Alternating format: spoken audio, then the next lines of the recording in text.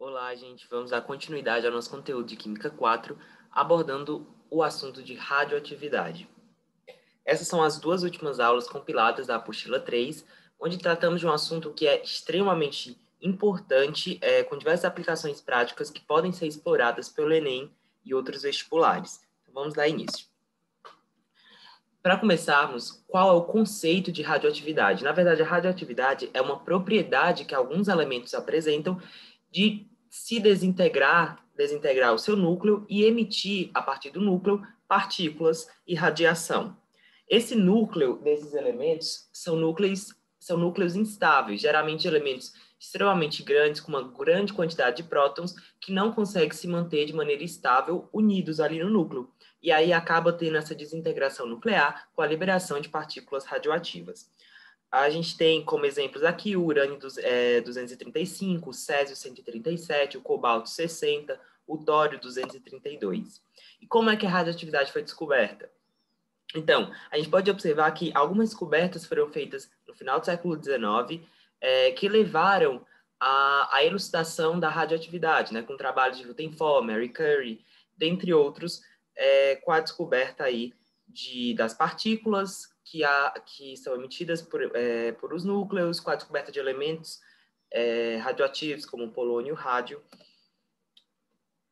Mas o certo é que a humanidade sempre conviveu com a radioatividade, desde a radiação ultravioleta emitida pelo Sol, até elementos presentes dentro do nosso solo, né, como o urânio, o tório, o rádio, que pode ser encontrado nas rochas. Um outro conceito abordado aqui é o conceito de decomposição radioativa ou decaimento, que nada mais é do que a reação nuclear que envolve essa radioatividade. Os radioisótopos, né, são os elementos radioativos, que apresentam aquele núcleo atômico extremamente instável, onde vai haver, né, a liberação de energia e a transformação desse radioisótopo em um isótopo mais estável. Esses isótopos eles têm aplicações dentro da medicina, além de outras áreas. Então, a gente tem, por exemplo, o radioisótopo iodo, né? O iodo radioativo, ele é bastante utilizado após tratamentos de câncer, também utilizado, por exemplo, após a explosão na usina de Fukushima, no Japão, né? Foi aconselhado a população a tomar iodo radioativo. Então, tem essas aplicações dentro do campo da medicina, mas também tem aplicações gerais, como na datação radiométrica. O carbono 14, né, é um grande exemplo disso. O ser vivo, a matéria orgânica viva, ela apresenta carbono 14, que é um elemento radioativo. Após a morte daquele ser vivo, o carbono 14 que está no corpo, ele vai vai acontecer um decaimento dele, né? Ele vai caindo pela metade, passando por meia-vidas. E, a partir disso, a gente consegue contar, né, enumerar qual é a data daquele fóssil, daquela matéria que a gente encontrou. Basicamente, os elementos radioativos, eles liberam 3 tipos diferentes de partículas. Nós temos as partículas alfa, as partículas beta, as partículas gama. Elas são diferentes, apresentam composições diferentes, energias diferentes, a gente vai observar cada uma delas agora. Bem, inicialmente, as partículas alfa. As partículas alfa, como vocês podem observar, elas são uma partícula que apresenta carga elétrica positiva. Na verdade, a emissão alfa é uma emissão, o núcleo daquele elemento radioativo, ele vai emitir 2 prótons e 2 nêutrons. Portanto, a emissão alfa, todo elemento que emitiu uma partícula alfa, ele vai cair 2 no seu número atômico e vai cair 4 no seu número de massas, certo? Porque seriam 2 prótons e 2 nêutrons. Você observa que a velocidade média é bastante rápida, 20.000 quilômetros por segundo, porém o poder de penetração ele é pequeno. Então, a própria pele, uma folha de papel, 7 centímetros de ar já são capazes de bloquear a radiação alfa. Só que ela tem um poder ionizante altamente elevado. Ou seja, a radiação alfa ela tem ela é uma radiação corpuscular, ela é formada por 2 prótons e 2 nêutrons. Ela apresenta pouca penetração, devido a essa massa maior que ela possui, e apresenta o poder ionizante, por outro lado, alto.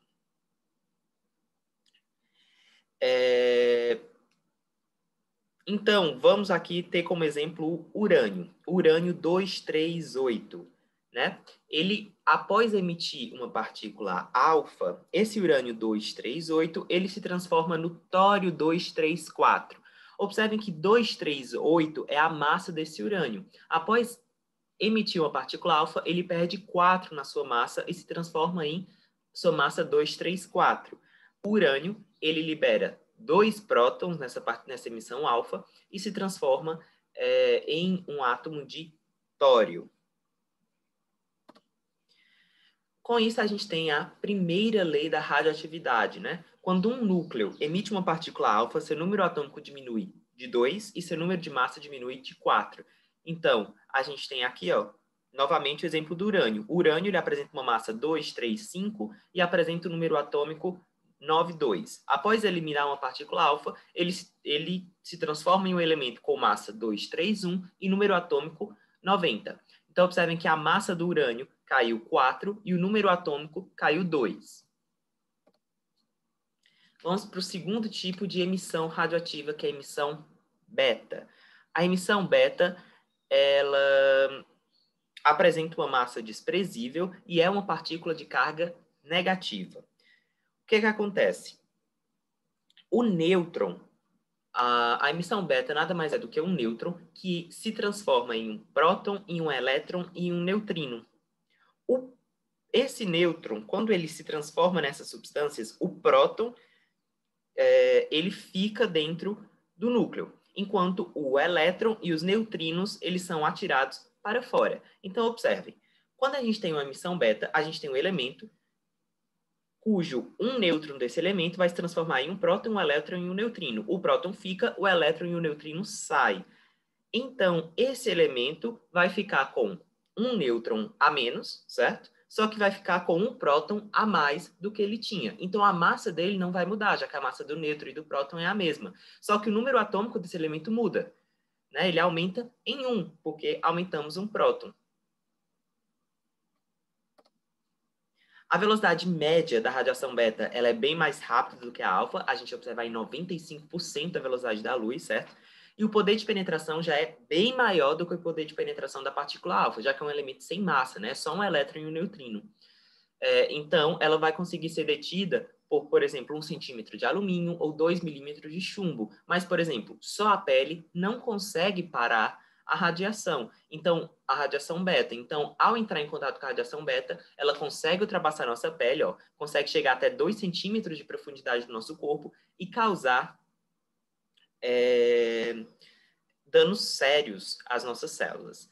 E aí a gente tem a segunda lei da radioatividade. Quando um núcleo emite uma partícula beta, seu número atômico aumenta de 1 unidade e seu número de massa não se altera. Então, por exemplo, você tem um elemento como o bismuto, que tem uma massa de 210 e um número atômico 83. Observem que após eliminar uma radiação beta, a sua massa continua igual, continua 210. Porém, o seu número atômico aumenta em 1, vai para 84, se transforma então em um átomo de polônio. Por fim, a emissão gama. A emissão gama é somente uma onda eletromagnética, que apresenta a mesma natureza da luz. Então, ela é semelhante a um raio X. Ela não apresenta carga, ela não apresenta massa. É somente uma onda eletromagnética. Ela apresenta, portanto, uma velocidade de uma onda eletromagnética idêntica à velocidade da luz de 300 mil quilômetros por segundo. O seu poder de penetração é imenso, né? Extremamente alto. A gente pode observar que elas são mais penetrantes que o raio-x. É necessário 5 centímetros de chumbo para poder deter a emissão gama. Portanto, os danos que ela pode causar à saúde humana é máximo, porque ela consegue ultrapassar o nosso corpo e causar danos severos nas nossas células. Então, observem que a radiação gama ela é uma onda eletromagnética gerada por um núcleo instável, logo em seguida a emissão de uma partícula alfa ou beta. Então, naturalmente, a partícula essa emissão gama ela está associada a uma emissão alfa ou a uma emissão beta. Entrando aqui, novamente para o urânio. Vamos utilizar a primeira e a segunda lei de radioatividade. A gente tem um urânio com massa 238 e o número atômico 92. Ele elimina uma partícula alfa. Lembrando que uma partícula alfa ela é formada por 2 prótons e 2 nêutrons. Então, ele vai perder 2 no seu número atômico e perder 4 na sua massa. Portanto, a massa do urânio, que é 238, reduziria em 4, só que são 3 partículas alfa, então ela reduziria em 12, vai para 226. Enquanto o número atômico, que é 92, após eliminar uma partícula alfa, perde 2. Como são 3 partículas alfas, perde 6. Então o número atômico vai para 86. Só que ele também eliminou aí 2 partículas beta. Lembrando que a partícula beta é um nêutron que se transformou em um próton, um elétron e um neutrino. O próton ficou e o elétron e o neutrino é jogado.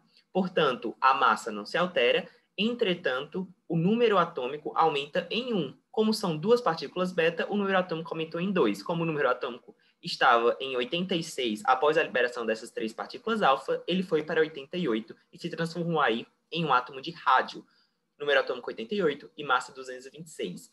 É confuso a gente estar falando aqui, então é para você ficar testando, né? Botando no papel, resolvendo questão. Depois ele eliminar 3 radiações alfa, 2 eliminações beta, aí você vai fazendo, mudando a massa, mudando o número atômico e assim por diante. O que você tem que colocar na cabeça é após uma radiação alfa, cai 4 na massa, cai 2 no número atômico. Após uma eliminação beta, a massa não muda e sobe 1 no número atômico. Tendo isso na cabeça, resolve aí qualquer questão. A radiação gama não altera nada, já que é somente uma onda eletromagnética sem carga e sem massa. Portanto, a gente voltando aqui para essa folha, a gente pode observar que a partícula alfa ela é uma partícula positiva, já que ela está eliminando 2 prótons. Portanto, vocês observem que ela vai desviar para o polo negativo. A partícula beta é uma partícula negativa, porque é a eliminação de um elétron e de um neutrino. Portanto, podem observar que ela desvia para o polo positivo, enquanto a emissão gama é uma onda eletromagnética sem carga, então não é influenciada por campos elétricos. E aqui a gente tem um resuminho, né?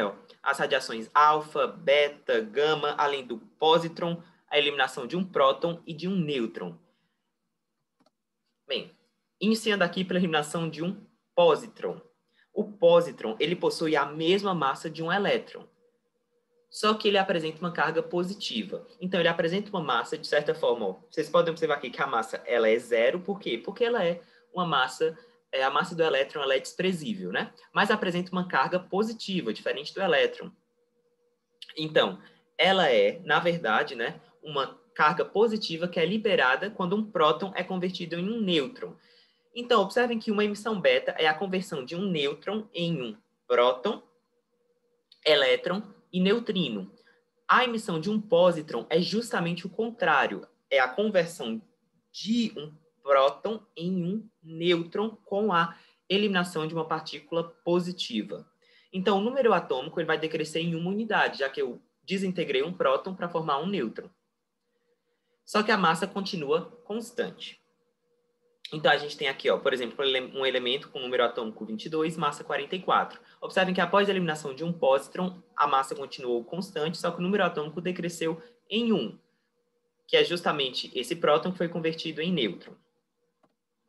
Emissão de próton e nêutron. Aqui é bem menos comum, só que um elemento ele pode eliminar aí um próton ou um nêutron. Obviamente, se ele eliminar um próton, a massa cai em 1 e o número atômico cai em 1. Se ele eliminar um nêutron, o número atômico não se modifica e a massa cai em 1. Esses são tipos de emissões menos comuns, só que pode ser cobrado no vestibular. Então, é interessante que vocês já tenham conhecimento disso.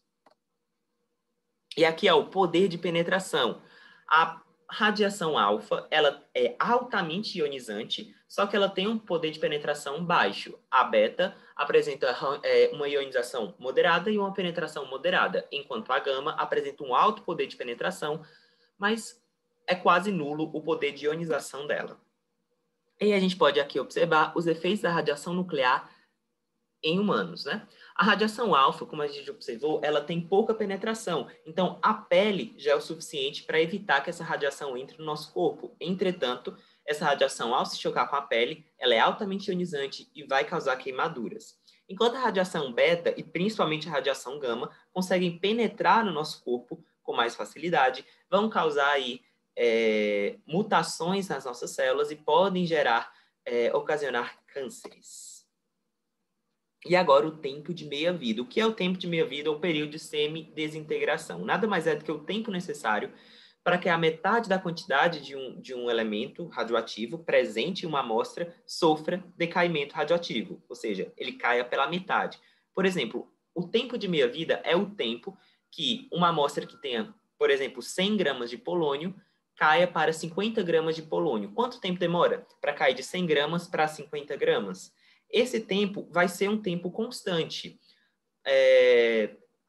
Para cair de 50 gramas para 25 gramas, vai demorar o mesmo do que cair de 100 para 50. Assim como para cair de 25 para cair, assim como cair de 25 para 12,5.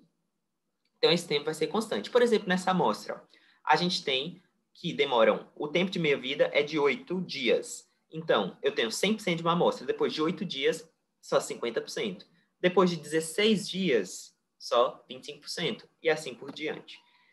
Para vocês calcularem isso, vocês vão colocar a massa inicial, que é igual à massa final, que é igual à massa inicial dividido por 2, elevado pelo número de meias-vidas que se passaram.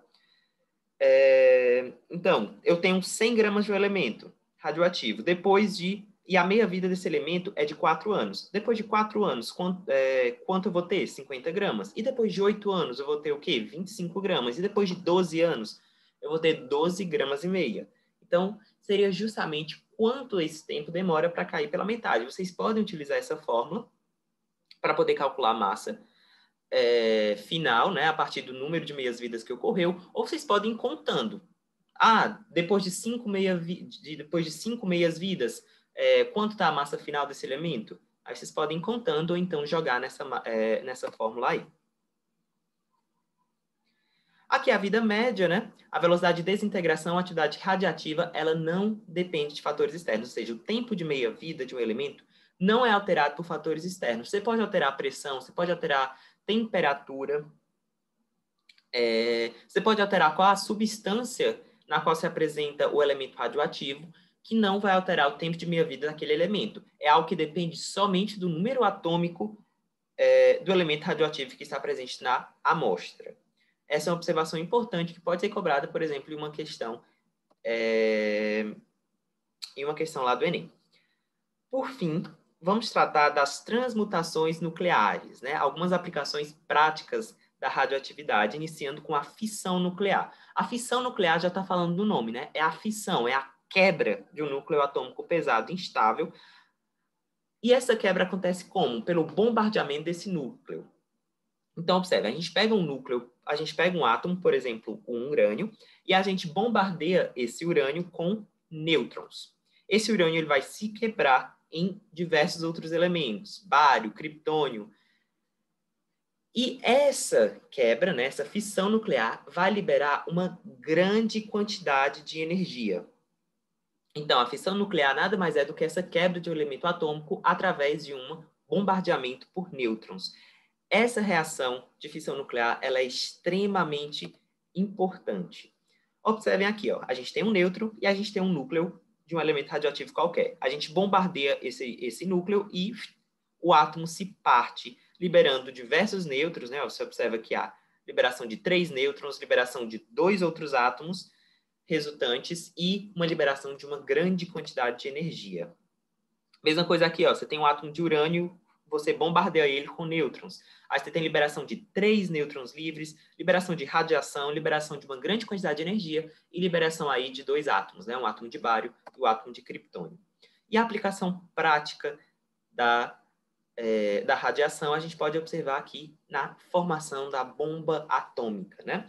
As bombas atômicas liberadas pelos Estados Unidos no final da Segunda Guerra Mundial sobre Hiroshima e Nagasaki se utilizam desse princípio. No caso de Hiroshima, foi-se utilizado uma bomba de urânio e outra bomba de plutônio. Mas não importa qual é o elemento, né? É bombardeado nêutrons nesse elemento. Esse elemento se quebra, formando 2 átomos, 3 nêutrons, liberando radiação e liberando uma grande quantidade de energia. E aí, ocorrendo toda essa destruição, como ocorreu em Hiroshima e em Nagasaki. Mas não é só ruim a aplicação que a fissão nuclear tem. Ela também tem uma aplicação muito boa para fornecimento de energia nuclear. Como é que funciona a energia nuclear? O mecanismo é muito parecido com a usina termoelétrica. Ela muda só que, enquanto a usina termoelétrica utiliza a energia produzida pela queima de carvão, a usina nuclear utiliza a energia produzida pela fissão nuclear. Então, você tem a fissão nuclear, que ocorre daquela mesma forma, bombardeamento de um elemento radioativo com nêutrons, e aí a energia utilizada e a energia liberada é utilizada para aquecer um caldeirão de água. Esse caldeirão, essa água, ela vai evaporar, e essa evaporação ela vai ser utilizada, e esse vapor d'água vai girar hélices que vão produzir energia. Então, observem que, por meio da fissão nuclear, eu tenho um mecanismo de produção de energia elétrica que é altamente eficiente, tem uma alta produtividade, né? Então, com uma baixa quantidade de elementos radioativos, eu tenho uma grande produção de energia. Relativamente barato, só que apresenta alguns contras. O primeiro deles, por exemplo, um risco de algo dar errado, né? A gente observou já, na realidade, coisas dando errado, como aconteceu no Japão, como aconteceu na União Soviética, também lá com o desastre de Chernobyl. Então, os riscos são muito altos. E segundo também onde vai colocar o elemento radioativo após a utilização na usina, né? Esse problema também é visto. Mas a energia nuclear é uma energia muito utilizada em todo o mundo e se utiliza desse mecanismo de fissão nuclear. É uma questão também que pode ser cobrada nos vestibulares, né? Esse mecanismo de formação de energia elétrica a partir da fissão nuclear. Então, observem que a fissão completa de 1 kg de urânio libera 8 vezes 10 elevado a 13 joules, o que é suficiente para ferver 270 milhões de litros d'água. Então, 270 milhões de litros d'água são fervidos com apenas 1 único quilo de urânio, para vocês observarem o rendimento energético da fissão nuclear. Mas a gente tem ainda uma outra reação ainda mais potente, que é a fusão nuclear. Enquanto a fissão nuclear, você bombardeia um elemento radioativo com nêutrons e parte esse elemento com liberação de energia, a fusão nuclear, você funde o núcleo de 2 elementos e há uma grandiosa liberação de energia nessa fusão. Então, observem, por exemplo, que aqui fundiram, né, hidrogênios. A partir da fusão do hidrogênio, nós tivemos a formação de um átomo de hélio com grande liberação de energia. A fusão nuclear, para ocorrer uma fusão nuclear, é necessário fornecer energia. Então, é necessário uma alta temperatura para poder esses átomos de hidrogênio eles se fundirem. Só que a energia liberada pelo processo de fusão nuclear é muito maior do que a energia consumida para que ela ocorra. Um grande exemplo de fusão nuclear é o que acontece no Sol e em outras estrelas, né?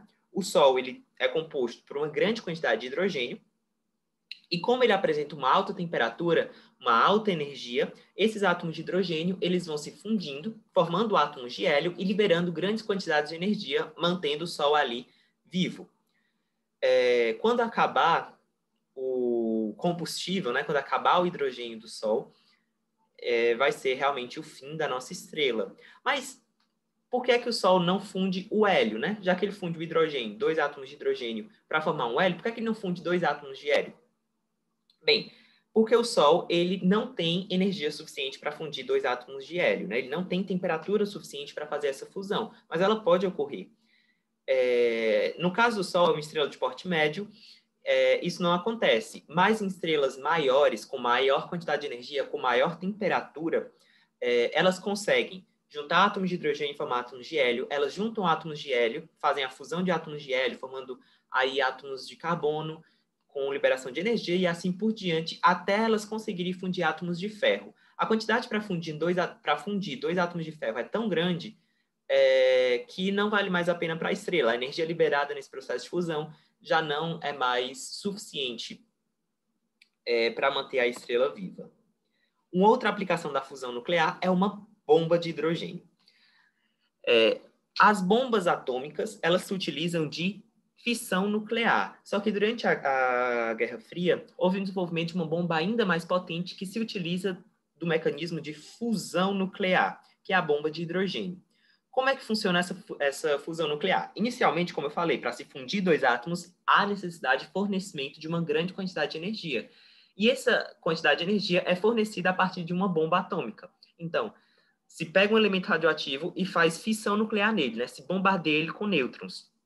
E aí há uma liberação de grande quantidade de energia. Essa grande quantidade de energia é utilizada para fundir o átomo de hidrogênio com liberação de átomos de hélio e uma grandiosa quantidade de energia que a gente pode observar das bombas de hidrogênio.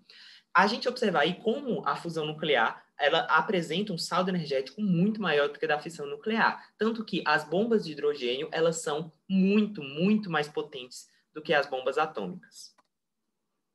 Mas a gente falou de bomba, falamos de energia nuclear, mas existem outras aplicações para a radioatividade. Dentre elas, a gente tem no campo da medicina, né? Como a gente já falou, o iodo radioativo é muito utilizado, mas a gente também tem aplicações aí na arqueologia para datação, né?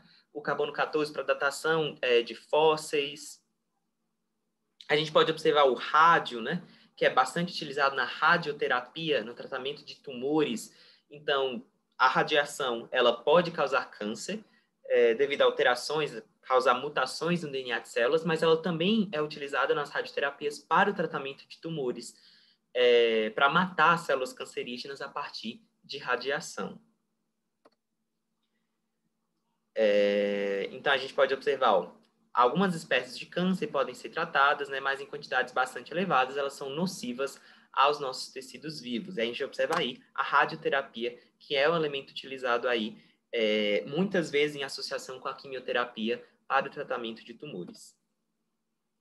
Então é isso, gente, a nossa aula de radioatividade.